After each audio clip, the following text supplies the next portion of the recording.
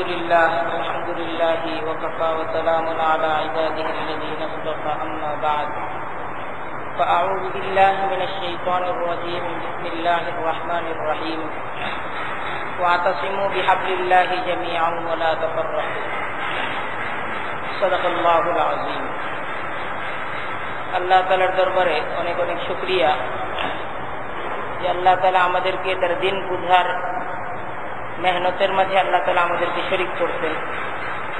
আমরা আল্লাহ তাআলার শুকরিয়া আদায় করে সকলেই বলি আলহামদুলিল্লাহ।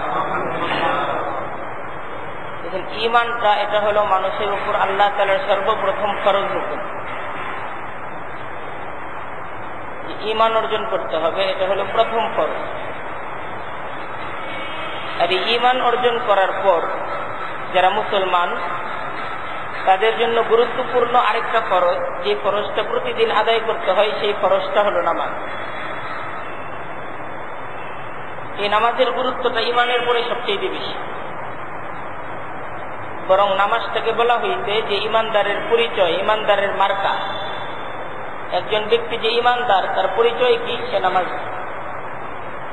যে লোকটা নামাজি না তার ঈমানের ব্যাপারেই সংশয় পোষণ করা হয়েছে হাদিসের মাঝে।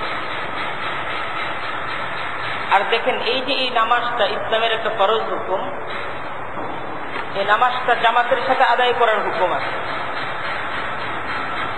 আমরা যদি দেখি যে আমাদের মুসলমানদের ঈমানের উপর যে সমস্ত ফরজ হুকুমগুলো আমাদেরকে পালন করতে হয়, অধিকাংশ হুকুমগুলোই এমন যেটা একইভাবে পালন করতে হয়।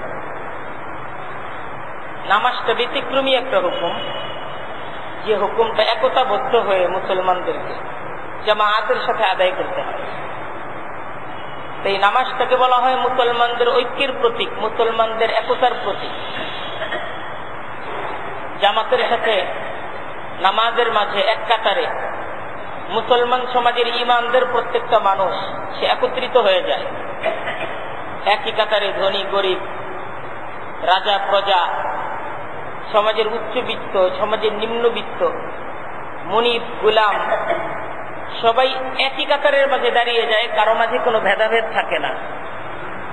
এক কাতারে দাঁড়িয়ে মূলত নামাজের মাঝে এই ঘোষণাটাই দেওয়া হয় যে আমাদের মাঝে কোনো বিভেদ নাই, আমাদের মাঝে কোনো বিবাদ নাই, আমাদের মাঝে কোনো উচ্চবিত্ত নিম্নবিত্ত নাই, আমাদের মাঝে কোনো ধনী গরিব নাই। মন মানসিকতা চিন্তা সমস্ত দিক দিয়ে আমরা সবাই সমান, আমরা একতাবদ্ধ। এই হুকুমটা দেওয়া হয় নামাজ দ্বারা। পূর্ণ পৃথিবীর কাছে ঘোষণা দেওয়া হয় যে আমরা যারা ঈমানদার আমরা সবাই এক, আমাদের মাঝে কোনো বিভেদ নেই। তাই দেখেন, জামাতের সাথে নামাজের যে হুকুমটা আসছে এটা এই ঘোষণার জন্যই আসছে। মুসলমানদের শক্তি, মুসলমানদের ঐক্য, মুসলমানদের একতা, সমাজের মাঝে মুসলমানরা যেন একান্ন ভুক্ত হয়ে থাকতে পারে, মুসলমানরা একটা পরিবারের মতো থাকতে পারে, এই ঘোষণাটা সমাজকে দেওয়ার জন্যই হলো জামায়াতের সাথে নামাজ আদায় করা। এই জামায়াতের সাথে নামাজ আদায়টা বিবাদের জন্য না, বরং একতার জন্য।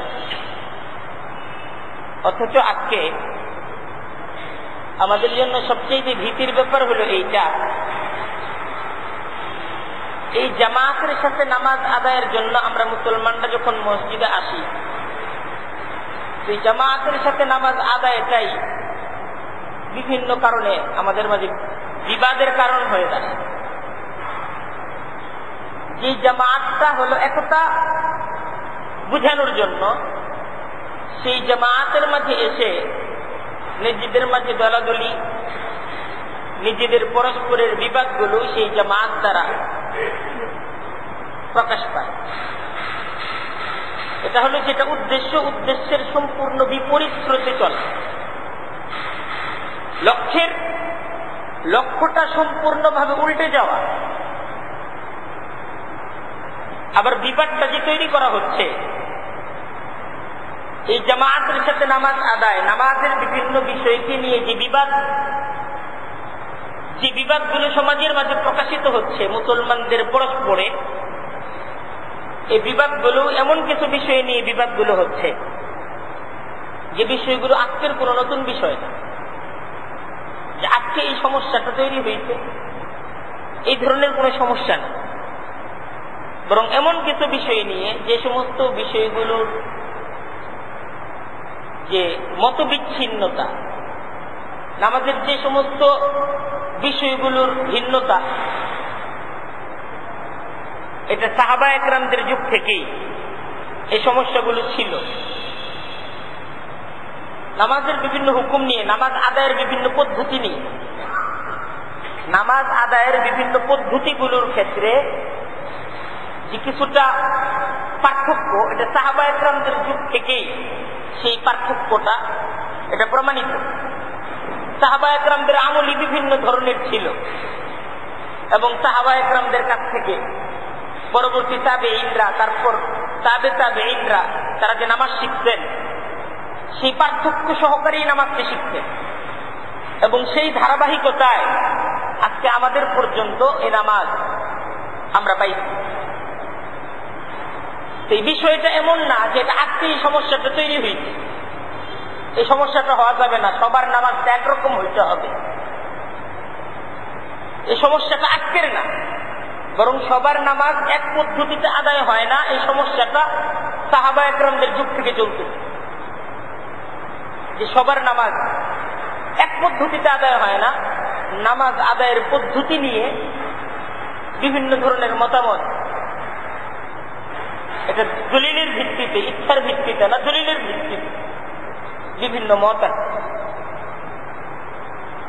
কিন্তু সাহাবা একরামদের যুগে কখনো এটা নিয়ে বিবাদ হয় নাই, তাবেঈনদের যুগেও এই বিষয়টা নিয়ে কখনো বিবাদ হয় নাই। আজকে হচ্ছে যে আমাদের কিছু মাসাইল নিয়ে আজকে সমাজের মাঝে কিছুটা বিবাদ হচ্ছে আমাদের মাঝে, অথচ এই বিবাদটা সাহাবা একরামদের যুগে হয় নাই। সাহাবা একরামদের যুগে নামাজ বিভিন্ন ধরনের ছিল, কেউ বলে নাই যে সবার নামাজ এক হইতে হবে।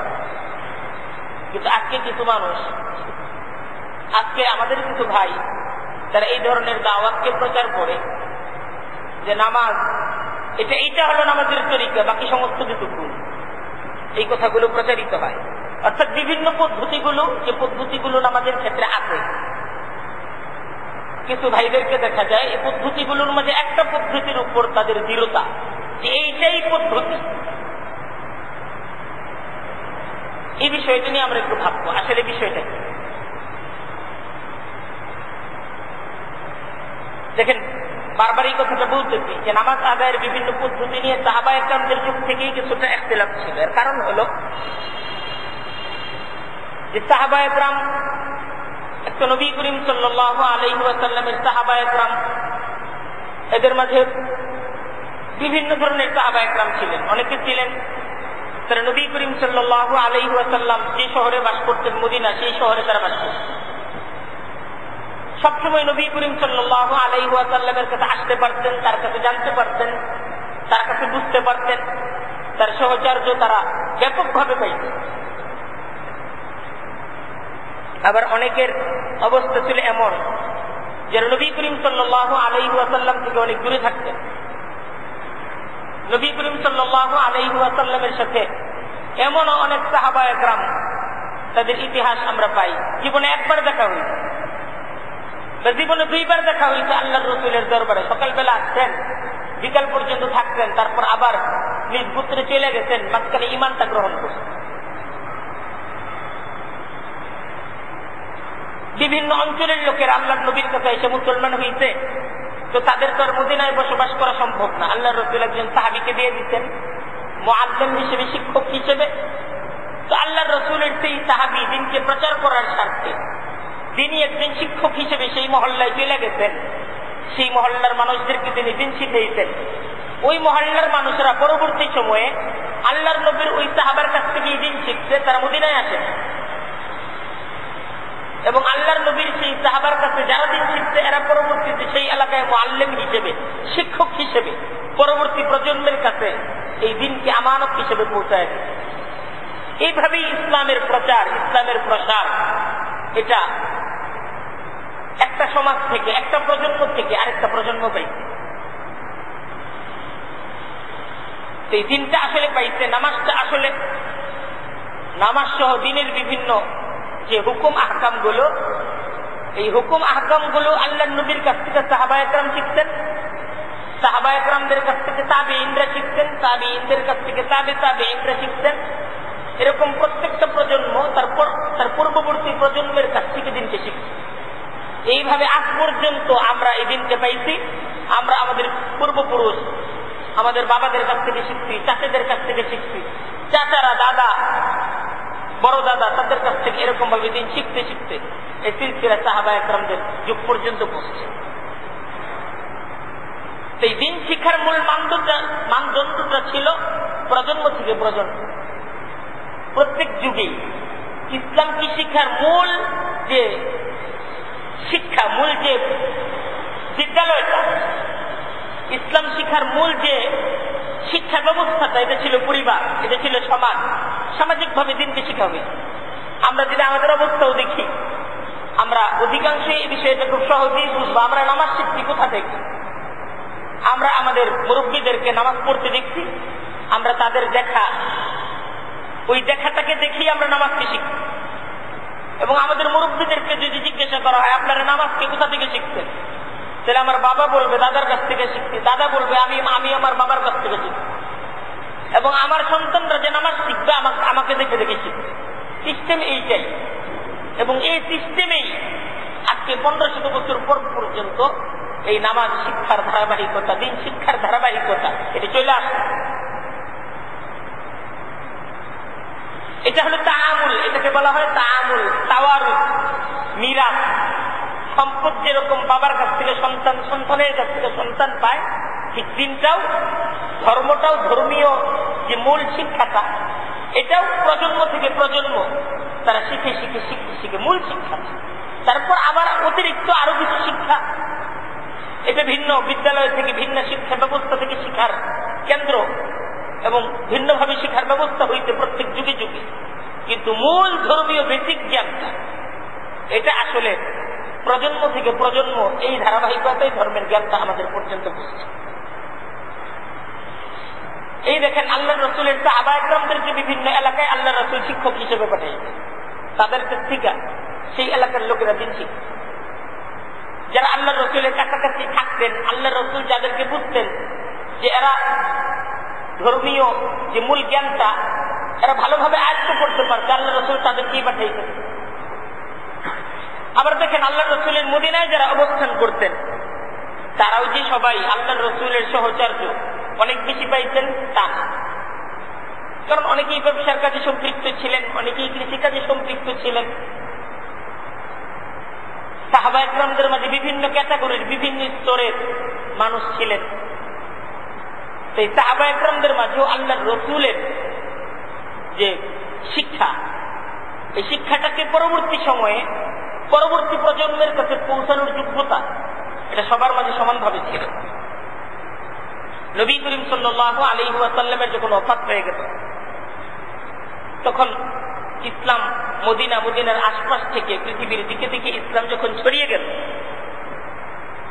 সাহাবায়ে কেরামরাও ধীরে ধীরে মদিনা থেকে পৃথিবীর দিকে দিকে ছড়ায় গেল। পৃথিবীর বিভিন্ন প্রান্তে আজকে সাহাবায়ে কেরামদের কবর পাওয়া যায়। তারা দ্বীনি শিক্ষা, দ্বীনি দাওয়াত, এক হলো দাওয়াত আর আরেকটা হলো দিনকে মানুষের কাছে, দিনের যে তালিম, দিনটা মানুষদেরকে শেখানোর জন্য তারা পৃথিবীর দিকে দিকে ছড়ায় গেছেন। মদিনা আর ফিরে যাওয়া এই সুযোগটা সকলের হয়নি। আমরা একদম খুব অল্প সময়ের মাঝেই দেখতে পাই যে হযরত উমর রাদিয়াল্লাহু তাআলা আনহুর জমানাতেই মুসলমানরা মদিনার বাইরে তাদের গুরুত্বপূর্ণ দুইটা শহর তারা তৈরি করলো, একটা কুফা আর আরেকটা হলো বসরা। সে জায়গায় মুসলমানদের এবং সাহাবায়ে কেরামদের বিপুল সংখ্যক সাহাবী তারা মদিনা থেকে সেই সমস্ত জায়গায় নিজেদের মুষ্টি করলেন। বলা হয় হযরত উমর রাদিয়াল্লাহু তাআলা আনহুর জমানায় কুফা নগরী, এই নগরটাকে পরিকল্পিতভাবে তৈরি করার পর মদিনা থেকে প্রায় ১,৫০০ সাহাবায়ে কেরাম তারা নিজেদের বাসস্থান মদিনা থেকে কুফায় স্থানান্তর করে। এর মাঝে ৭০ জন শুধু ছিলেন বদরী সাহাবী। এর মাঝে হযরত আবু হুরায়রা, হযরত ইবনে মাসউদ, হযরত আবু মুসা আশআরী, হযরত সাদ ইবনে আবি ওয়াক্কাস, একদম শীর্ষস্থানীয় গুরুত্বপূর্ণ সাহাবায়ে কেরাম। হযরত আলী রাদিয়াল্লাহু তাআলা আনহু তিনি যখন খলিফা হইলেন, তিনি শীর্ষস্থানীয় সাহাবায়ে কেরামদের অধিকাংশ যেহেতু কুফায় বসবাস করতেছে, এবং কুফাটাই এখন বর্তমান সময়ের মার্কাজ, ইসলামের মূল কেন্দ্র। হযরত আলী রাদিয়াল্লাহু তাআলা আনহু তখন তিনি তো মদিনা থেকে কুফায় রাজধানী স্থানান্তর করে নিলেন। মদিনাটা এক ধরনের বরকত হাসিলের জায়গা হয়ে গেল, রাজধানী হয়ে গেল কুফা। এভাবে কুফা এটা ইসলামের প্রাণকেন্দ্র হয়ে গেল। বুঝানোর উদ্দেশ্য যে সাহাবায়ে কেরামদের একটা অংশ কুফায় চলে আসবে, মদিনা কিন্তু শূন্য হইল না, আরেকটা অংশ মদিনায় ছিল। কুফাবাসীদের শিক্ষক ছিলেন হযরত ইবনে মাসউদ, হযরত আলী, তারা ছিলেন কুফাবাসীদের শিক্ষক। আবার ঠিক দেখেন সেই মদিনার মাঝে হযরত যায়েদ ইবনে সাবিত, তিনি ছিলেন মদিনাবাসীদের শিক্ষক। হযরত ইবনে আব্বাস, তিনি ছিলেন মক্কাবাসীদের শিক্ষক। এই সাহাবায়ে কেরামদের মাঝে শীর্ষস্থানীয় সাহাবায়ে কেরাম যে এলাকায় যিনি ছিলেন, সেই এলাকার মানুষেরা তাকে শিক্ষক হিসেবে গ্রহণ করে নিল। ঠিক এভাবে ইসলাম পরবর্তী প্রজন্মের কাছে আসে। এই কুফাবাসীরা হযরত ইবনে মাসউদের কাছে দিন শিখত। হযরত উমরও যখন ইবনে মাসউদকে কুফায় পাঠাচ্ছেন, হযরত উমর কুফাবাসীদের কাছে চিঠি লিখতেন, ইবনে মাসউদকে তোমাদের কাছে পাঠাচ্ছি, তোমরা ইবনে মাসউদ যেভাবে বলে সেভাবে তোমরা তোমাদের দিনকে পালন করো। আর হযরত ইবনে মাসউদ কেমন গুরুত্বপূর্ণ সাহাবী ছিলেন যে সাহাবায়ে কেরামদের অনেকেই বর্ণনা করেন যে আমরা অনেকদিন পর্যন্ত জানতাম না যে হযরত ইবনে মাসউদ কি নবী পরিবারের বাইরের কেউ কিনা। কারণ হযরত ইবনে মাসউদ তিনি নবী পরিবারের মাঝেই থাকতেন, তিনি ছিলেন নবীর বিশেষ খাদেম, ওনার মাও ছিল নবীর ঘরের খাদেম, এবং ওনাকে বলা হয় সাহিবুন নিআলাইন, রসুলের জুতা মুবারক, রসুলের মিসওয়াক মুবারক। রসুল যখন চলাচল করতেন ইবনে মাসউদ সাথে সাথে থাকতেন, আর তিনি এই সমস্ত কিছুকে বহন করতেন। তা আল্লাহর রসুলের জীবদ্দশায় তার সবচেয়ে কাছে থাকার সৌভাগ্যবান সাহাবায়ে কেরাম যারা, এদের মাঝে হযরত ইবনে মাসউদ তিনি অন্যতম, যিনি আল্লাহর রসুলের প্রত্যেকটা কাজকে খুব কাছে থেকে আল্লাহর রসুলের একজন খাদেম হিসেবে তিনি দেখার সৌভাগ্য অর্জন করেন। এই জন্যই হযরত উমর ইবনে মাসউদ তাকে কুফাবাসীদের কাছে পাঠাচ্ছেন, ইবনে মাসউদকে দেখে দেখে তোমরা ইসলামকে শিখো।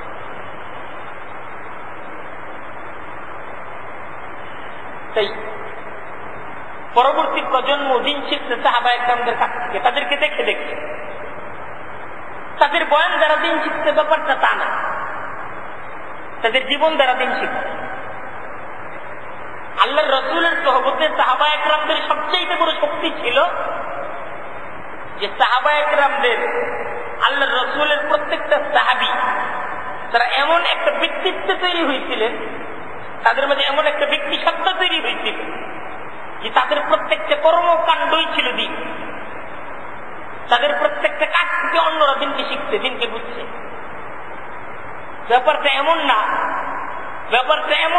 এমন যদি আমরা বুঝি তাহলে ভুল হবে যে তারা বয়ান করতেন, তারা আল্লাহর রসুলের লেকচারগুলো তাদের মুখস্থ ছিল, আল্লাহর রসুলের লেকচারের নোটগুলো তাদের কাছে সংরক্ষিত ছিল, আর সেই নোটগুলো আর সেই লেকচারগুলো তারা সমাজকে দিতেন, আর সমাজ সেই লেকচারগুলোর দ্বারা সমাজ পরবর্তী সময়ে ইসলামকে শিখছে। আর আমাদের পর্যন্ত সংরক্ষিত আকারে আল্লাহর রসুলের বয়ানের যে লেকচারগুলো পৌঁছেছে, ব্যাপারটা তা না, বরং আল্লাহর রসুলের কাছে থেকে সাহাবায়ে কেরাম তারা আসলে নিজেরা তৈরি হয়েছিল। दुर्फिशानी ने तेरी खतरू को दरिया कर दिया, दिल को रोशन कर दिया, आंखों को बीना कर दिया, जो नहीं खुद राह पर गैरू के हादी बन गए, क्या नजर थी जिसने मुर्दू को मसीहा कर दिया। কবি এই কবিতার মাঝে যেই কথাটা তিনি বলতে চান যে আল্লাহর রসুলের দৃষ্টি, আল্লাহর রসুলের সোহবতটা ছিল সাহাবায়ে কেরামদের সবচেয়ে বড় ধন, সবচেয়ে বড় সাহাবায়ে কেরামদের কাছে নিয়ামত ছিল আল্লাহর রসুলের সোহবতটাই। আর সেই সোহবতটাই সাহাবায়ে কেরামদের এক একটা ব্যক্তিকে পরশ পাত্রে রূপান্তর করছে। দেখেন একটা ঘটনা দেখেন, হযরতে সাদ ইবনে আবি ওয়াক্কাস তিনি যখন একটা সময় তিনি কুফার গভর্নর ছিলেন, কুফার মাঝে একটা ব্যক্তি ছিল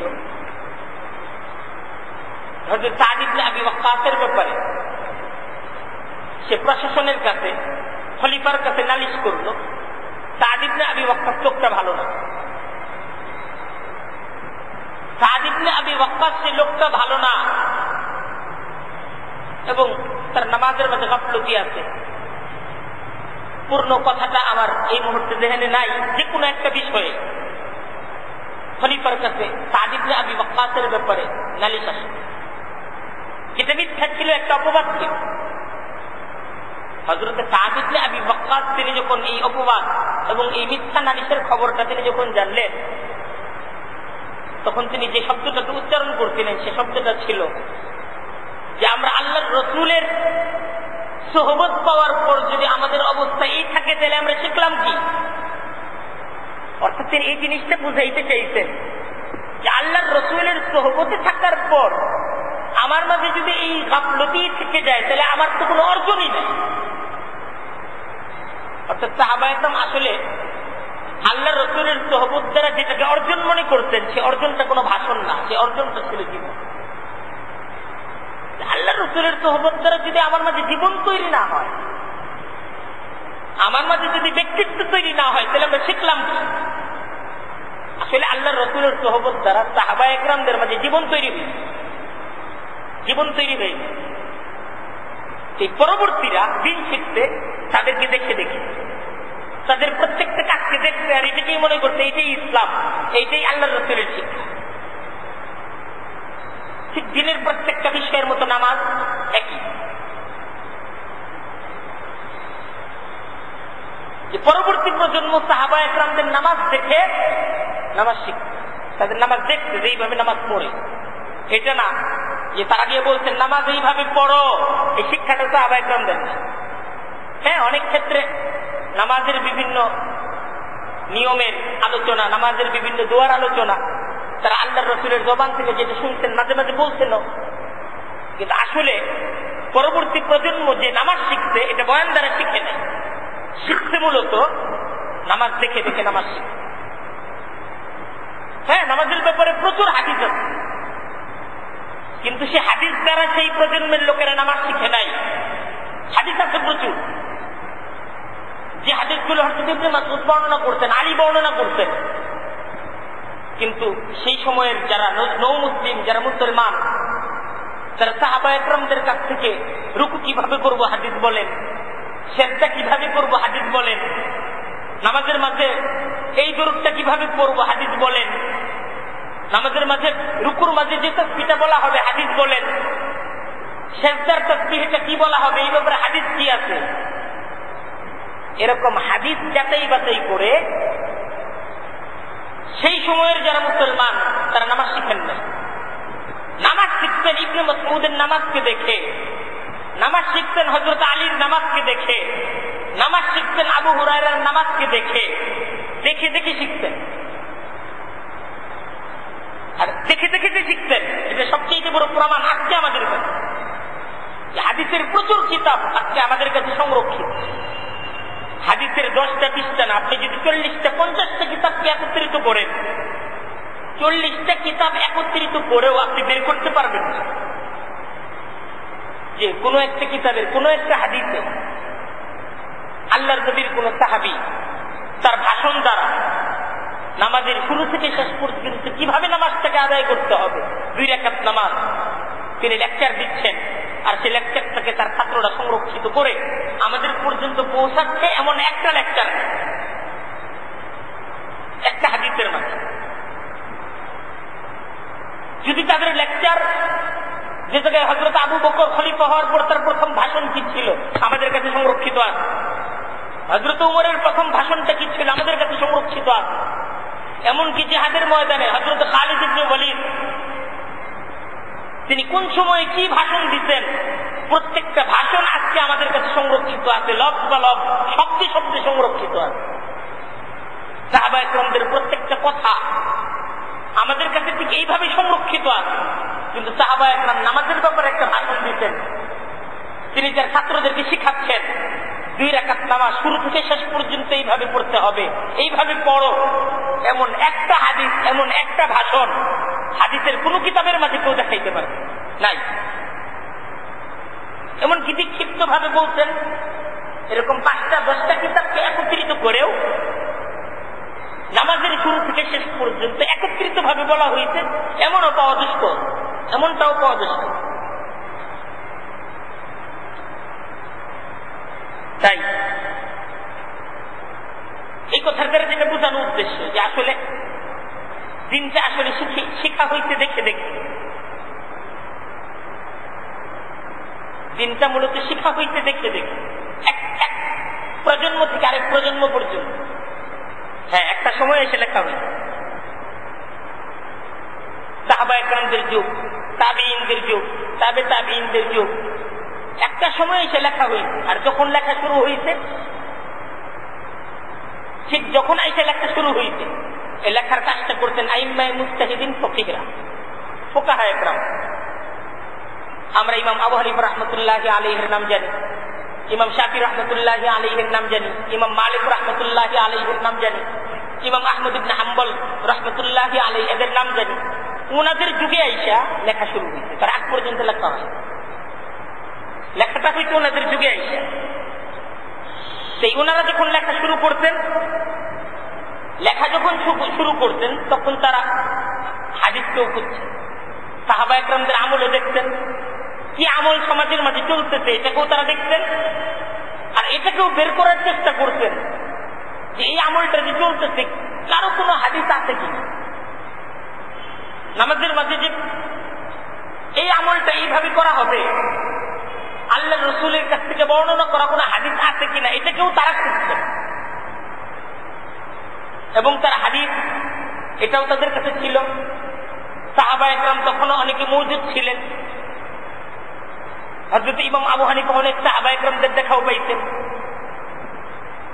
পরবর্তী সময় ইমাম মালিক, ইমাম শাফিঈ সাহাবা একরামদের দেখা না পাইলেও তাবিঈন, তাবে তাবিঈনদের সোহবত পাইতেন। তাদের কাছ থেকে সাহাবা একরামদের বর্ণনা করা হাদিসগুলো তারা তাদের কাছে পাইতেন। তখন তারা মৌখিক বর্ণনা এবং তাআমুল এই উভয়টিকে সামনে রেখে তারা তখন কিতাবের মাঝে নিজ নিজ শিক্ষাটাকে তারা লিপিবদ্ধ করত। হযরত ইমাম আবু হানিফা কুফার অধিবাসী ছিলেন। ইবনে মাসউদের কাছ থেকে, হযরত ইবনে মাসউদের কাছ থেকে যে জ্ঞানটা কুফাবাসীরা পাইতেন, হযরত ইমাম আবু হানিফার দ্বারা মূলত হযরত ইবনে মাসউদের যে মাযহাবটা, তার শিক্ষাটা এটাই আমাদের কাছে পৌঁছে। আর পরবর্তী সময়ে আমাদের এই ভারতবর্ষে যারা ইসলামের প্রচার, ইসলামের দাওয়াত নিয়ে যে সমস্ত আউলিয়া একরামদের আগমন ঘটে, সঙ্গত কারণে আমরা বুঝতে পারি যে তাদের অধিকাংশই হানাফি ফিকহের অনুসারী ছিলেন, কুফার অধিবাসী ছিলেন। যার কারণে আমাদের উপমহাদেশেও আমরা যখন ইসলামকে পাইছি ফিকহে হানাফির দ্বারা পাই। যার কারণে আমাদের উপমহাদেশে হযরত ইবনে মাসউদের শিক্ষা দেওয়া কুফাবাসীদের যে ইসলাম শিক্ষা, সেই শিক্ষাটাই আমাদের উপমহাদেশে প্রচলিত, বহুল প্রচারিত। ব্যাপারটা এইটাই। দেখেন ফুকাহা একরাম, উম্মতের উপর তাদের অনেক বড় অনুগ্রহ এটা যে শরীয়তের পূর্ণ কাঠামোটা কোরআন এবং হাদিসকে সামনে রেখে এইটার আলোচনাটা ফুকাহা একরাম আমাদের সামনে করে গেছে। যার কারণে আজকে আমরা যখন ইসলামকে পালন করতে চাই, আমাদের জন্য ইসলাম পালন করাটা সহজ। আমার দরকার হলো আমি নামাজের মাঝে কিভাবে নামাজটা পড়ব, আমার দরকার হলো রোজার মাসাইলগুলোকে জানবো, কখন রোজাটা ভেঙে যায়, কি কি কারণে রোজাটা মাকরুহ হয়ে যায়, রোজার মাঝে ফরজ কয়টি, সুন্নত কয়টি, মুস্তাহাব কয়টি, এই সমস্ত হুকুমগুলো আমার জানার দরকার। আর কোরআন এবং হাদিস সামনে রেখে ঠিক এইভাবে ইসলামের প্রত্যেকটা ইবাদতের হুকুমগুলো ফুকাহা একরাম আমাদের কাছে ঠিক এইভাবে আমাদের কাছে উপস্থাপন। কোন একজন ব্যক্তি আজকে যদি মুসলমান হয়, সাথে সাথে আমি তাকে বলতে পারবো তুমি নামাজ পড়ো, নামাজের মাঝে বাহিরে 7 ফরজ, ভিতরে 6 ফরজ, এই 13টা ফরজ আছে। নামাজের মাঝে এই কাজগুলো ওয়াজিব, কোনটা ছুটে গেলে তোমাকে সেজদায় সাহু করতে হবে। নামাজের মাঝে এই কাজগুলো মুস্তাহাব, নামাজের মাঝে এই কাজগুলো আদাব। আমি সাথে সাথে বলে দিতে পারছি। এটা ফুকাহা ইকরামদের অবদান, তারা রিসার্চ করতেন, সাহাবা ইকরামদের কাছ থেকে মূল বিষয়গুলোকে শিখতেন, আয়ত্ত করতেন, আর ওইটাকে তারা ঠিক এরকম ভাবে ফিকহের আকারে আমাদের কাছে তারা উপস্থাপন করতেন। আজকে 7 বছরের একটা বাচ্চা, 7 বছর থেকে তাকে যখন নামাজ আদায় করতে হয়, তো তার জন্য নামাজটা শিখা সহজ। যদি ফুকাহা ইকরামদের এই অবদানটা না থাকতো, প্রত্যেকটা মানুষের প্রতি হুকুমটা যদি শরীয়তের এই হইত যে কোরআন এবং হাদিস থেকে যাচাই করে না, কোরআন এবং হাদিস দেখো, নিচে কোরআন এবং হাদিসকে বুঝে নামাজ আদায় করো, তাহলে একজন ব্যক্তি মুসলমান হওয়ার সাথে সাথে তাকে সর্বপ্রথম আরবি শিখতে হইত, কোরআন শিখতে হইত, হাদিস শিখতে হইত, তারপর হাদিস এবং কোরআনকে শিক্ষার পর তার নামাজ আদায়ের জন্য দাঁড়ানোর হুকুম তার উপর আসে। 7 বছর 10 বছরের একটা বাচ্চা, সে তো নামাজ অন্য কারো তাকলিদ করতে পারবে না, তার নিজের শিখতে হবে। শিখার জন্য প্রত্যেকটা বাচ্চাকে সর্বপ্রথম মাদ্রাসায় বাধ্যতামূলক ভর্তি হয়, তাকে কোরআন হাদিস ইত্যাদি যাবতীয় বিষয়ে পূর্ণ বুদ্ধি অর্জন করে তাকে নামাজের মাথায় জেনে কারো তাকলিদ না করে কোরআন এবং হাদিস অনুযায়ী নামাজ পড়তে হবে।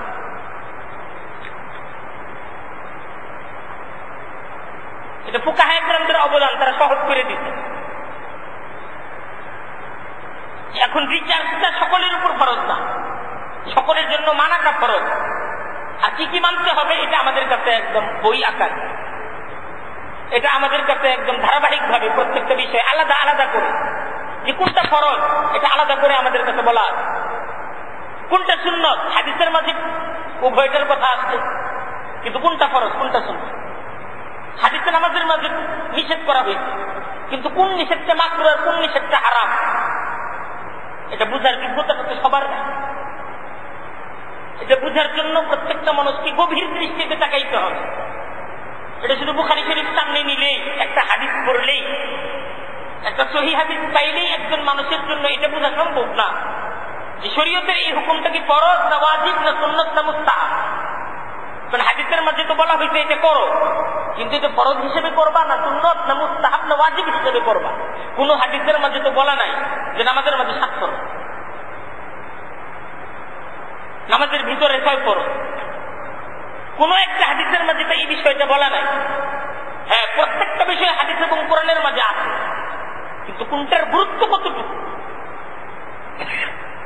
এই বিষয়টা যাদের অনুগ্রহে আমরা পাই তারা হলেন কোরআন এবং হাদিসের উপর যারা রিসার্চ করছেন সাহাবা ইকরাম, তাদের কাছ থেকে যারা দিন শিখছেন তাবিঈন, তাবে তাবিঈন, আইম্মায়ে মুজতাহিদিন, তারা তাদের ফিকহের আলোকে, তারা তাদের জ্ঞানের আলোকে এই সমস্ত বিষয়গুলোকে আমাদের সামনে লিপিবদ্ধ করে দেখা যায়। নবী করিম সাল্লাল্লাহু আলাইহি ওয়াসাল্লামের থেকে বর্ণিত হাদিস, এক রাওয়ায়াতে তাকবীরে তাহরিমা নামাজের মাঝে শুধু রফে আদায়, উভয় হাত শুধু তাকবীরে তাহরিমার সময় তুলতে হবে। আবার অনেক হাদিসের মাঝে দেখা যায় যে না, তাকবীরে তাহরিমা ছাড়াও আল্লাহর রাসূল রফে আদায় করতেন। কয়বার করতেন এই ব্যাপারে বিভিন্ন রকম হাদিস পাওয়া যায়। এখন হাদিস তো বিভিন্ন ধরনের আমি পাই। এক হাদিস অনুযায়ী আমি দেখতেছি রফে আদায় তাকবীরে তাহরিমা ছাড়া তিনি করেননি। অন্য আরেক হাদিস দ্বারা পাইতেছি না, তিনি তাকবীরে তাহরিমা ছাড়াও রফে আদায় করতেন। এক হাদিসে আমি দেখতেছি যে কোথাও আল্লাহর রাসূল বিসমিল্লাহ জুড়ে পড়তেন, হাদিসের মাঝে পাওয়া যায়। অন্য আরেক হাদিসে দেখতেছি না, বিসমিল্লাহ তিনি আস্তে পড়তেন।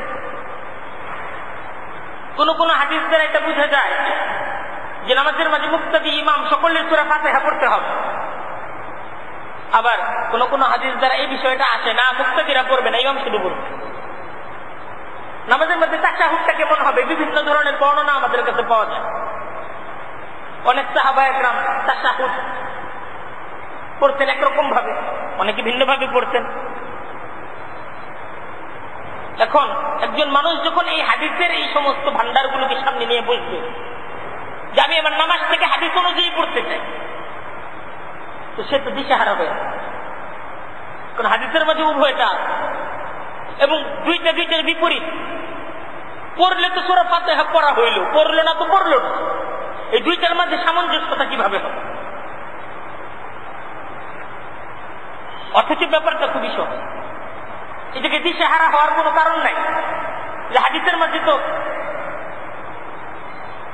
বিসমিল্লাহ জোরে বলার কথা, কারণ আমরা তো জোরে পড়তেছি না, আমাদের নামাজ কি হচ্ছে কি হচ্ছে না, ব্যাপারটা একটা পেরেশানির ব্যাপার। আসলে ব্যাপারটা পেরেশানির কোনো ব্যাপার।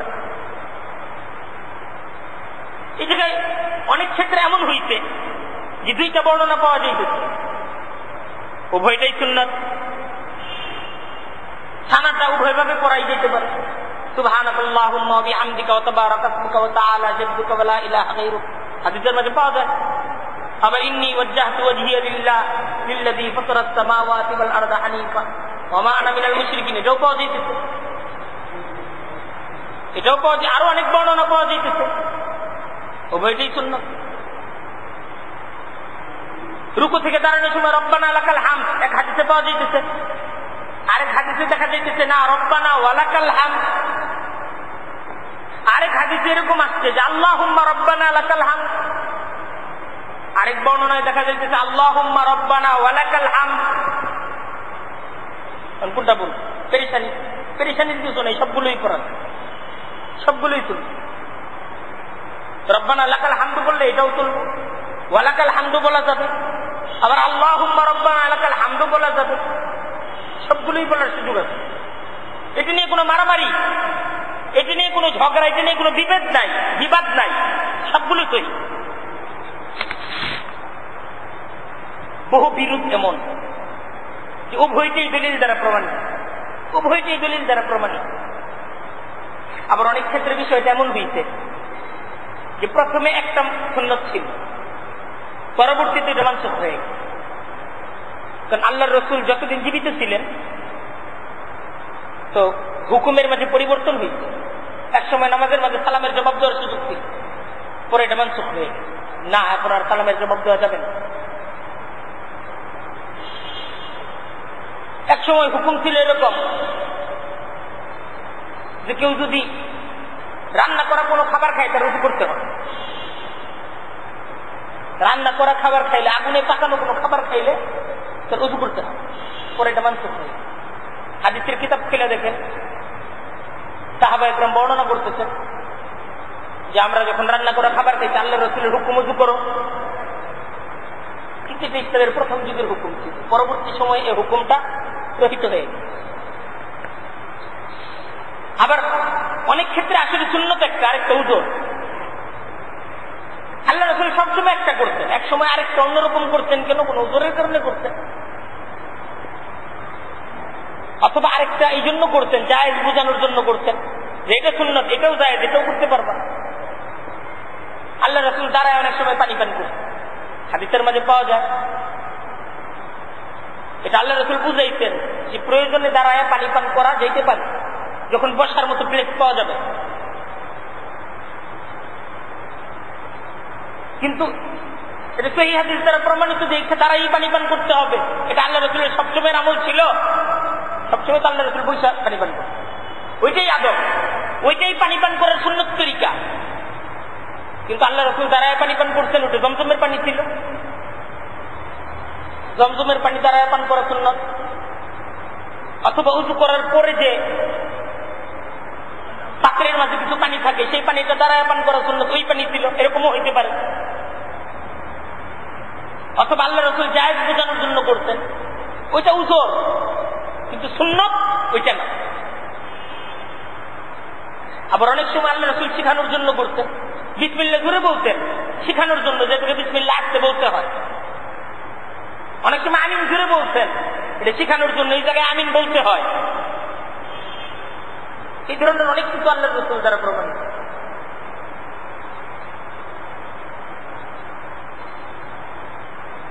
এখন এই যে সমস্যাগুলো বিভিন্ন ধরনের, এই জায়গায় জবাব হইতে পারে যে উভয়টা সুন্নত, এটাও একটা জবাব।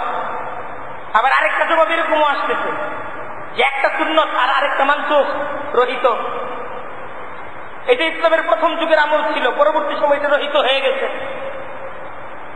অথবা আল্লাহ রসুল এটা সুন্নত হিসেবে করতেন, এটা উজুর হিসেবে করতেন, অথবা আল্লাহ রসুলের এটা ছিল সুন্নত, এটা ছিল নিয়ম, এটা শেখানোর জন্য করতেন। এই সমাধানটা দিবে কে? সবাই বুঝবে? এই সমাধানটাই ফুকাহা একরাম।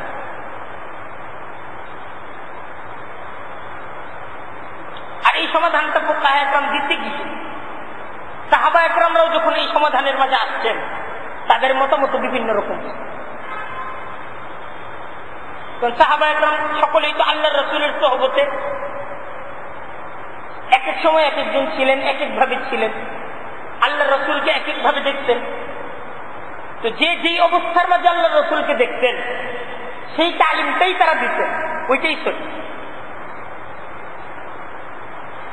সেই কুফায় যখন হযরত ইবনে মাসউদ তালিম দিলেন, কুফাবাসীরা স্বাভাবিকভাবে ইবনে মাসউদের শিক্ষায় তারা নামাজ শিখতে, রোজা শিখতে, সমস্ত কিছু শিখতে। মদিনাবাসীরা শিখতে হযরত যায়েদ ইবনে সাবিত সহ অন্যান্য সাহাবা একরামদের কাছে। দুই জায়গার শিক্ষা এক না, কিছু ভিন্নতা আছে, কিছু ভিন্নতা হয়েছে। মক্কাবাসীদেরকে হযরত ইবনে মাসউদ যেটা শিখাইতেন, মদিনাবাসীদের সাথে তার মধ্যে কিন্তু পার্থক্য হয়ে গেছে। এই যে কিছু পার্থক্য হয়ে গেছে, সাহাবা একরামদের যুগটা ছিল এমন একটা যুগ, তাদের যুগে এই পার্থক্যগুলো প্রকাশ পায়।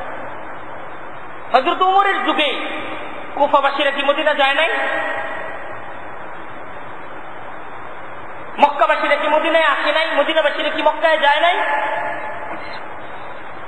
তো এক এলাকার সাহাবা একরাম তাবেঈনদের যখন আরেক এলাকার লোকদের সাথে একত্রিত হওয়া হইল, বিশেষ করে হজ, উমরা ইত্যাদি পালনের জন্য, রওজার জিয়ারতের জন্য, যখন বিভিন্ন এলাকার লোকেরা একত্রিত হইত, তো সেই সময় তো এই জিনিসগুলো প্রকাশ পাইত যে কুফায় তো তারা এইভাবে নামাজ শিখছে, মক্কায় তো ঠিক এই তালিমটা তারা পাচ্ছে। কিন্তু এটা নিয়ে সাহাবা একরামদের যুগে কেউ বলে নাই যে কুফাবাসীদের নামাজ ভুল, মক্কাবাসীদের নামাজ ভুল, এই নামাজটা তো এইভাবে পড়তে হবে। এই বিবাদটা সাহাবা একরামদের যুগে হয় নাই, বরং তারা দেখতেন কুফাবাসীরা এইভাবে নামাজ পড়তেছে, তারা নীরব থাকতেন, না এইভাবে পড়তেছে, ঠিক আছে, এটা সুযোগ আছে। স্বয়ং আল্লাহ রসুলের জীবনের, আল্লাহ রসুলের জীবদ্দশায় সাহাবা একরামদের যে কর্মকাণ্ড, সাহাবা একরামদের বিভিন্ন কাজ দ্বারা আমরা এই ধরনের বিষয় পাই। যেমন গতদিন আমরা আলোচনা করছি বনু কুরাইজার যুদ্ধে অভিযান, যখন আল্লাহ রসুল সাহাবা একরামদের একটা জামাতকে পাঠাইলেন যে তোমরা বনু কুরাইজার বস্তিতে গিয়ে আসরের নামাজ পড়বে। তো পথের মাঝে সাহাবা একরাম দুইটা ভাগে বিভক্ত হয়ে গেল। একদল বললো যে আমরা বনু কুরাইজায় গিয়ে আসরের ওয়াক্ত শেষ হয়ে যাবে, এখানে নামাজ পড়ে দেয়, আল্লাহ রসুলের হুকুম দেওয়ার উদ্দেশ্য তাড়াতাড়ি যাওয়া। আর আরেক দল বললো না, আল্লাহ রসুল বলছেন বস্তিতে গিয়ে নামাজ পড়তে হবে, রাস্তায় নামাজ পড়বো না, নামাজ কাজা হইলে ওখানে গিয়ে নামাজ পড়বো। তো দুইটা ভাগ যখন হয়ে গেল, দুই ভাগ দুই ধরনের আমল করি। এক ভাগ আল্লাহ রসুলের হুকুমটাকে বুঝছে যে এই শব্দটা উদ্দেশ্য, আসর ওই জায়গায় গিয়ে পড়বা শব্দ উদ্দেশ্য না, উদ্দেশ্য তাড়াতাড়ি যাওয়া, তাই তারা ওই জায়গায় নামাজ পড়লেন, তারপর গেলেন। আর আরেকজন বনু কুরাইজায় গিয়ে কাজা নামাজ আদায় করলেন আসর। তারা আল্লাহ রসুল শব্দে শব্দে যে হুকুমটা দিতেন, শব্দে শব্দে হুকুমকে তারা পালন করত। কারণ আল্লাহ রসুল জীবিত, আল্লাহ রসুলের কাছে উভয় মত অবলম্বন করি সাহাবা একরামরা, তারা নিজ নিজ কাজকে পেশ করলো যে আমরা তো এই করছি, আল্লাহ রসুল নিশ্চুপ থাকলেন। এখন দেখেন এই উভয় মত কি একই সাথে সহি? আল্লাহ রসুল নিজে জানতেন না কি হুকুমটা তিনি দিচ্ছিলেন? তিনি তো বলেন না আমার হুকুমের উদ্দেশ্য এই ছিল, তোমরা এটা বুঝছো কেন? এটা আল্লাহ রসুল বলেন। স্বাভাবিকভাবেই আসলে আল্লাহ রসুলের, আমরা যদি এই দুইটা মতকে নিয়ে যাচাই করতে চাই, তাহলে এই দুই মতের সমাধান এইটাই। আল্লাহ রসুলের আসলে উদ্দেশ্য ছিল নামাজ কাজা করা, আসলে উদ্দেশ্য ছিল তাড়াতাড়ি যাওয়া, এটাই ছিল উদ্দেশ্য। কিন্তু আল্লাহ রসুল কিন্তু সাহাবা একরামদের কোন জামাতকে, ভিন্ন জামাতকে বলেন নাই তোমরা ভুল করছো, তোমরা ভুল করছো এটা বলেন। ঠিক এরকম ভাবেই আমরা যদি, যেহেতু আমাদের আলোচনা নামাজ নিয়ে, নামাজের একটা হুকুমের দৃষ্টান্ত নিয়ে আলোচনা করি, তাহলে আমরা দেখবো আল্লাহ রসুলের হাদিস লা সালাতা ইল্লা বিফাতিহাতিল কিতাব। এই হাদিসের শাব্দিক তরজমা হলো যে সূরা ফাতিহা ছাড়া নামাজ হবে। যে নামাজের সূরা ফাতিহা নাই ওটা নামাজই। এখন অন্য কোন দলিল যদি না থাকতো তাহলে স্বাভাবিকভাবে এটা এমন একটা হাদিস, এই হাদিস দ্বারা মুক্তাদি হোক ইমাম হোক সে যাই হোক তার জন্য নামাজ পড়তে গেলে সূরা ফাতিহা পড়াটা জরুরি হয়েছে। সূরা ফাতিহা না পড়ার কোন সুযোগ নেই। কিন্তু ঠিক এই হাদিসটার সাথে আরেকটা আয়াত আছে কোরআন শরীফে। কোরআন শরীফের মধ্যে আল্লাহ তাআলা স্বয়ং বলতেছেন, ইযা কুরিআল কুরআন, যখন কোরআন পড়া হবে ফাসতামিউ লাহু, মনোযোগ সহকারে শুনো, ওয়ানসিতু, চুপ থাকো। এবং এই আয়াতটা নামাজের ব্যাপারেই নাযিল হয়েছে। ইযা কুরিআল কুরআন, কোরআন যখন পড়া হবে চুপ থাকো, মনোযোগ সহকারে শুনো। কখন? নামাজে। এই আয়াতটা নামাজের বাইরের হুকুম না, মূলত এই আয়াতটা শানে নুজুল নামাজের ব্যাপার। আল্লাহ রাসূল নামাজ পড়াচ্ছিলেন, পিছন থেকে সাহাবায়ে কেরাম ফিসফিস করতেছিলেন। আল্লাহ রাসূল নামাজের পরে জিজ্ঞাসা করতেন, তোমরা কি কেউ আমার সাথে ফিসফিস করতেছিলে? ঠিক তখন এই আয়াত নাযিল হইল যে না, এতদিন পর্যন্ত ফিসফিস করা আল্লাহ রাসূলের তেলাওয়াতের সাথে সাথে তেলাওয়াত করার প্রচলন ছিল, কিন্তু আজকে থেকে নিষেধ। এখন আল্লাহ রাসূল তেলাওয়াত করবেন ইমাম হিসেবে, মুক্তাদিদের কাজ হলো শোনা, চুপ থাকা, মনোযোগ সহকারে শোনা। এখন আর তেলাওয়াত কেউ করবেন। তো কোরআন শরীফের এই আয়াত সাথে চলে আসে। আবার দেখেন হাদিস, ওয়াইদা কারাআ ফাআনসিতু, ইমাম যখন তেলাওয়াত করে তোমরা চুপ থাকো। ওয়াইদা ক্বালা গায়রিল মাগদুবি আলাইহিম কুলু আমিন, ইমাম যখন গায়রিল মাগদুবি আলাইহিম বলে তোমরা তারপর আমিন বলবে। এখন দেখেন এটাকে আমিন কথার বলা আছে, আমিন বলো, কিন্তু আমিনটা জুড়ে বলো না আস্তে বলো,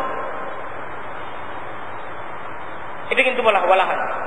বরং বলা হয়েছে যখন বলি ইমাম গায়রিল মাগদুবি আলাইহিম ওয়ালাদ দাল্লিন, তোমরা আমিন বলো। তাহলে এর দ্বারা বোঝা যায় যে ইমাম আমিনটা আস্তে বলতে, ঠিক না? এই হাদিসটাকে যদি আমরা একটু সূক্ষ্ম দৃষ্টিতে দেখি তাহলে এটা বোঝা যায় না যে ইমামের গায়রিল মাগদুবি আলাইহিম ওয়ালাদ দাল্লিনটা জুড়ে, এরপর ইমাম কিছুক্ষণ সময় চুপ থাকে। ঠিক সেই সময়ে হাদিসের মাঝে আল্লাহ রাসূল হুকুম দিচ্ছেন যে তোমরা আমিন বলো মুক্তাদিদের। আপনারা তো এই হুকুমই দিতেন যে ইমাম যখন সূরা ফাতিহা শেষ করে জুড়ে আমিন বলে তখন তোমরাও আমিন বলবে। হুকুমটা তো এইভাবে আসে, হুকুম তো সেইভাবে আসছে। হাদিসটা বুখারীর হাদিস, ইমাম বুখারী হাদিস দ্বারা প্রমাণ করতে চান আমিন জুড়ে বলতে হবে, কিন্তু তার হাদিস দ্বারা তো এটা প্রমাণিত হয় না। হাদিস দ্বারা এটাই প্রমাণিত হয় যে ইমাম আসতে বলবে। ইমাম যেহেতু আসতে বলতেছে সুতরাং হুকুম সকলের উপরে আসছে, সকলে আসতেই বলবে। জুড়ে বললে তো সবাই জুড়ে বলবে।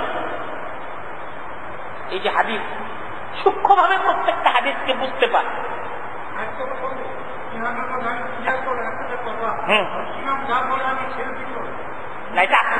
আরো আছে মান কানা লাহু ইমামুন, আরেক হাদিস, যার ইমাম আছে ফাকিরাআতুল ইমামি লাহু কিরাআত, ইমামের কিরাত তার জন্য কিরাত। এর দ্বারাও যে বিষয়টা বোঝা যায় যে ইমাম যখন কিরাত করবে মুক্তাদিরা চুপ থাকবে। ইমাম যখন কিরাত করবে মুক্তাদিরা চুপ থাকবে। এখন এই যে এই হাদিস, আমরা একটা হাদিস, আমরা এটা সমাধানে আজকে আসতেছি। আমি শুধু এই বিষয়টা আনলাম যে এই সূরা ফাতিহা পড়তে হবে, এটার উপর হাদিস আছে। আবার এটা ইমাম পড়বে, মুক্তাদিরা পড়বে না, এই ব্যাপারেও ইচ্ছে করলে দলিল পাওয়া যায়, এটার উপর দলিল আছে। সুতরাং দলিল ভিত্তিক এই যে বিভিন্নতা, এটা সাহাবায়ে কেরামদের যুগ থেকে চলে আসে। সাহাবায়ে কেরামদের যুগ থেকে সাহাবায়ে কেরামদের একটা ফরিকের মত ছিল যে জোরে পড়তে হবে, আমিন জোরে বলতে হবে, এই মত ছিল। এই মতটা ভুল না। আবার এই মত ছিল আস্তে বলতে হবে। এই মত ছিল সূরা ফাতিহা পড়তে হবে। আবার এই মত ছিল না, সূরা ফাতিহা পড়া যাবে না।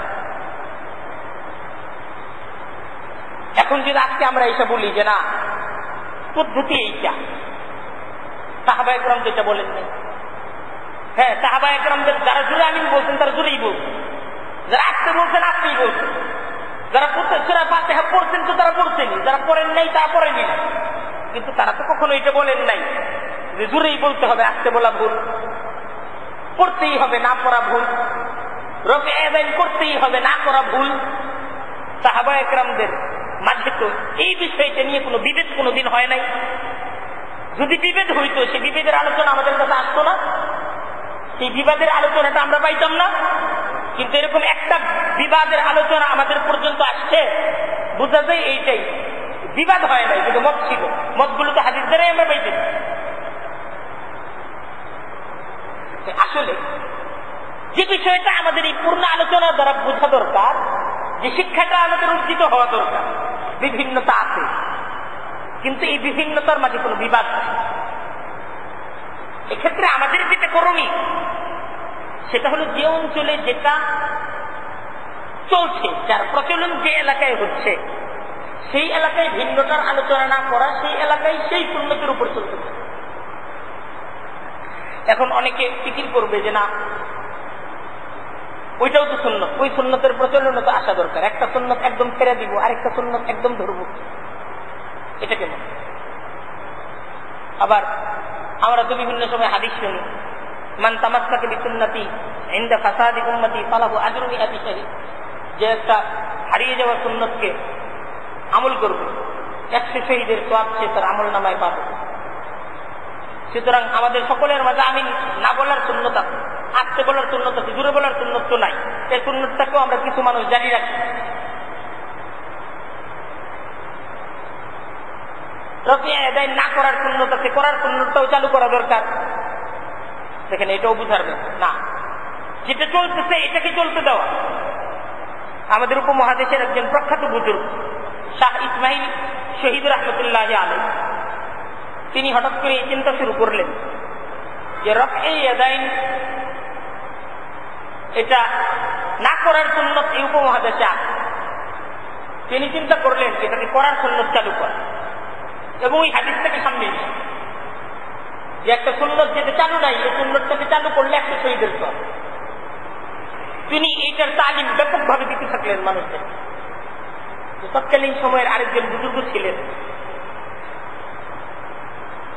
শাহ ইসমাইল শহীদ রহমতুল্লাহ আলাইহি, তার চাচা আব্দুল কাদের দেহলভী রহমতুল্লাহ আলাইহি, যিনি শাহ ওলিউল্লাহ মুহাদ্দিস দেহলভী রহমতুল্লাহ আলাইহির সন্তান।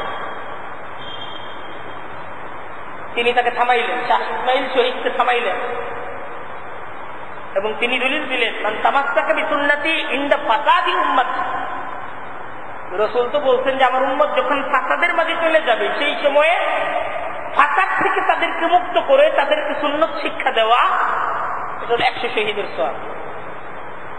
এই জায়গায় তো উম্মত ফাসাদের উপর নাই, উম্মত সুন্নতের উপর আছে। উম্মত যদি বেদাতের উপর থাকে, তখন বেদাত থেকে তাদেরকে মুক্ত করে সুন্নতের তালিম দেওয়া, এটা হলো 100 শহীদের সওয়াব। উম্মত সুন্নতের উপরেই আছে। সেই সময়ে তুমি যদি আরেকটা সুন্নতের তালিম দাও, এটা তো সুন্নতের তালিম না, ফাসাদের তালিম।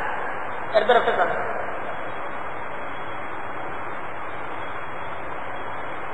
আসলে এটাও বুঝার ব্যাপার যে না, যে জায়গায় যে সুন্নত আছে সেই জায়গায় সেই প্রচলনের উপর থাকা, এবং মনে করতে থাকে এই জায়গায় এটার প্রচলন চলতেছে, এই জায়গায় এটা চলুক। এই জায়গায় আমি জুড়ে বলার মতাদর্শ চালু করার কোনো প্রয়োজন নেই। যে জায়গায় জুড়ে আমি বলা হচ্ছে সে জায়গায় কি আবার আসতে বলতে হবে, এটার জরুরত সে জায়গায় জুড়ে বলা কোনো সুযোগ আছে? এই বিষয়টা নিয়ে দলাদলির ব্যাপার নাই, এই বিষয়টা কোনো দলাদলির ব্যাপার না। দেখেন দলাদলির বিষয়টা কতটুকু ভয়াবহ, একটা দৃষ্টান্ত দিই। যে যারা বলে রফে আদায় করতেই হবে, এই রফে আদায় যে করতেই হবে, তারা যার হাদিস থেকে দলিল আনে তিনি হলেন হযরত আব্দুল্লাহ ইবনে উমর রাদিয়াল্লাহু তাআলা। হযরত আব্দুল্লাহ ইবনে উমর রাদিয়াল্লাহু তাআলা এর হাদিস দ্বারা তারা দলিল দেন।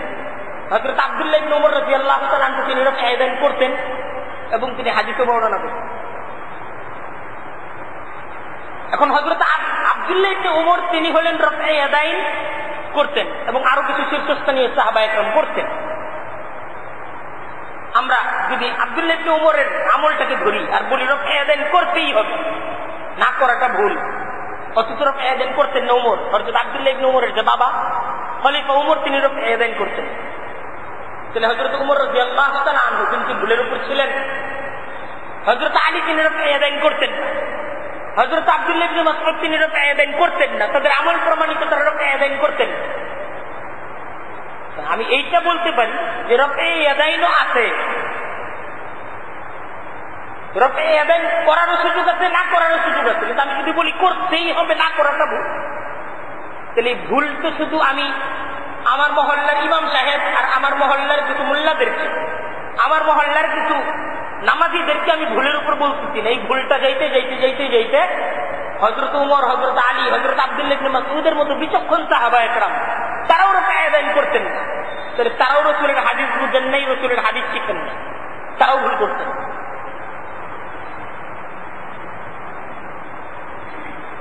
তাদের কাছে কি সহিহ হাদিস ছিল না? রফে ইয়াদাইন করতে হবে, এটা সহিহ হাদিস তো শুধু না, আল্লাহর রাসূলকে দেখতেন, সহিহ আমল, নিজের চোখে দেখা আমল, এটাও তারা জানতেন, তারপর করলেন না কেন? তারপর কেন তারা করলেন? অর্থাৎ তারা বুঝছেন যে রফে ইয়াদাইন না করাটা তাদের কাছে এটাই ছিল দলিল ভিত্তিক ভাবে প্রমাণিত। আবার দেখেন এই জায়গায় আমরা না হযরত আব্দুল্লাহ ইবনে উমরকে রাখতে পারি, না হযরত উমর, হযরত আলী তাদেরকে রাখতে পারি। সাহাবা একরামদের মাঝে আমরা এটা বলতে পারবো না যে উমর থেকে মানবো, আব্দুল্লাহ ইবনে উমরকে মানবো, এটা বলার সুযোগ নেই। তারা সকলেই আমাদের কাছে সম্মানী। আচ্ছা দেখেন, যারা রফে ইয়াদাইনকে সুন্নত ভাবে, আমাদের যে সমস্ত ভাইরা বলতেছেন রফে ইয়াদাইনই সুন্নত, এইটাই সালাতুর রাসূল, এটাই রাসূলের নামাজ, তারা কিন্তু আবার আমি রাসূলে বলার পক্ষপাতী। যারা রফে ইয়াদাইনকে জুড়ে রফে ইয়াদাইনের কথা বলেন, তারাই আবার আমিনকে জুড়ে বলার কথা বলেন। একমতের লোক না তারা। এখন দেখেন আমিন না, তারা বলেন ফাতিহা পড়তে হবে।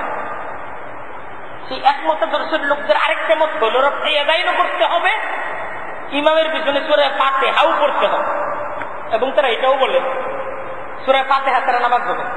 আর যেহেতু নামাজ হবে না, যারা নামাজের মাঝে সূরা ফাতিহা পড়ে না, এরা সব বেনামাজ। এখন আরেকটা কথা শুনলে আপনারা খুব চমৎকৃত হবেন। অর্থাৎ আব্দুল্লাহ ইবনে উমর তিনি রফে ইয়াদাইন তো করতেন, কিন্তু সূরা ফাতিহা পড়তেন ইমামের পিছনে, এটা তার আমল ছিল।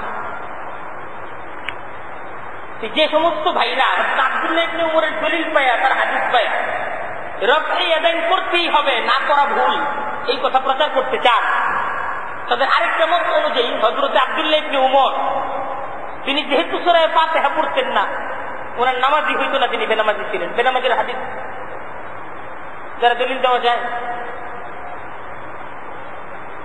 তাদের মত অনুযায়ী, আমাদের মত না।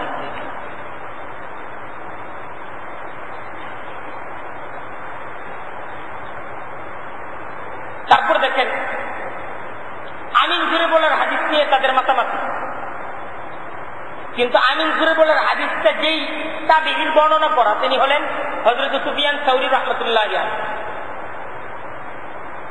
তারা এই বিষয়টাও তো ভেবে দেখা দরকার। হযরত সুফিয়ান সাউরী রাহমাতুল্লাহ আলাইহি তিনি আমিন জুড়ে বলার সহিহ বর্ণনা, যেটা আমিন জুড়ে বলার, আমিন জুড়ে বলার বর্ণনাগুলোর মধ্যে যেই বর্ণনাটা সবচেয়ে শক্তিশালী, সেই বর্ণনাটা হলো হযরত সুফিয়ান সাউরী। অথচ হযরত সুফিয়ান সাউরীর নিজের আমল আছে, তিনি জুড়ে আমিন বলতেন। বর্ণনাকারী নিজেই যেটা আমল করতেন না, তার সেই বর্ণনার দ্বারা কি দলিল দেওয়া যায়? আসলে ব্যাপারটা এরকম, আমরা যদি শরীয়তের প্রত্যেকটা দলিলগুলোকে সামনে রেখে ভাবি, তাহলে দেখবো যে আসলে এই জায়গায় বিচলিত হওয়ার কিছু, এবং এই বিষয়টা এমন না যে বিষয়টা নিয়ে মাতামাতি আছে, দলাদলি আছে। হযরত সুফিয়ান সাউরী জুড়ে আমিন বলার হাদিস বর্ণনা করছেন, তিনি এটাই বুঝছেন জুড়ে বলার অবকাশ আছে, আত্মীয় বলার অবকাশ। এমন না যে তিনি জুড়ে বলার হাদিস বর্ণনা করে আত্মীয় বলেন, জুড়ে বলাকে ভুল মনে করেন, তা না। তিনি মনে করেন জোরেও বলা যায়, আস্তেও বলা যায়, ওইটা মনে করেই তিনি জোরে বলার হাদিস বর্ণনা করছেন। আমরা এইটা আজকে এই বিষয় নিয়ে দলাদলি সৃষ্টি করছি। এটা ধর্ম সম্পর্কে অজ্ঞতা, সহি ভাবে ধর্ম চর্চার ক্ষেত্রে আমাদের অবহেলা, একমুখী অধ্যয়ন ইত্যাদি কাজগুলো এই ক্ষেত্রে দায়ী। আসলে দেখেন, নামাজ হলো প্রথমেই বলতে আমাদের ঐক্যের প্রতীক, বিবাদের জন্য নামাজ না, নামাজ হলো ঐক্যের জন্য। সাহাবা একরাম যে বিষয়টি নিয়ে ফিকির করতেন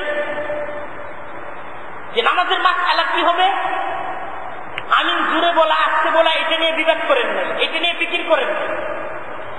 এটা যে একটা বিবাদের বিষয়, এই চিন্তাই তাদের মাথায় আসে না।